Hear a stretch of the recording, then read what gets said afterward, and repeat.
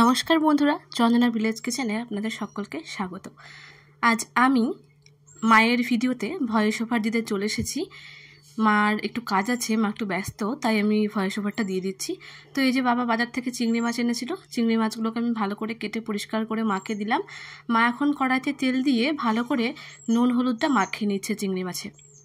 চিংড়ি মাছে নুন হলুদ না মাখালে না খুব একটা ভালো টেস্ট আসে না।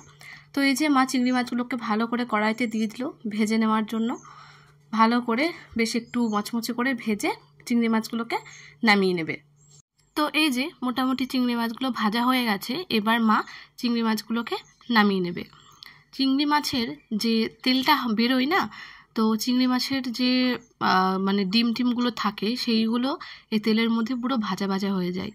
আর ওই তেলটাতে যদি আবার চিংড়ি মাছ রান্না করা যায় তাহলে আবার অনেক বেশি টেস্টি হয়।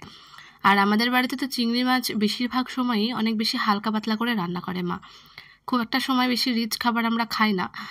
তো মা প্রথমেই দিয়ে দিল কড়াইতে তেল এবং তার মধ্যে দুটো তেজপাতা এবং জিরে ফোড়ন দিল। তারপরে কিছুটা শুকনো লঙ্কা দিয়ে টমেটো কুচিয়ে রেখে দিল, সেই টমেটো কুচিগুলোও দিয়ে দিল।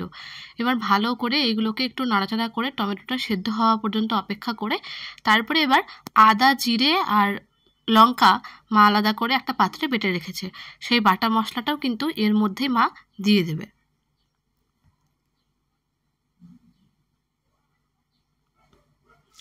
তো এই যে মা এখানে বাটা মশলাটাও দিয়ে দিল।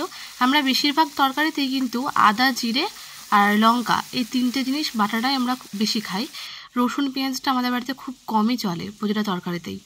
তো এই যে মোটামুটি মানে মশলাটা কষানো হয়ে গেল। এবার মা একটু হলুদ গুঁড়ো দিয়ে দিল, তারপরে দিল পরিমাণ মতো লবণ, আর এরপরে দিল হচ্ছে অল্প পরিমাণ চিনি। চিনি দিলে কি হয়, তরকারিটার টেস্টটাও অনেক ভালো হয়, আবার কালারটাও খুব সুন্দর আসে তরকারির। তো এই যে ভালো করে এবার মা মশলাটাকে কষিয়ে নেবে।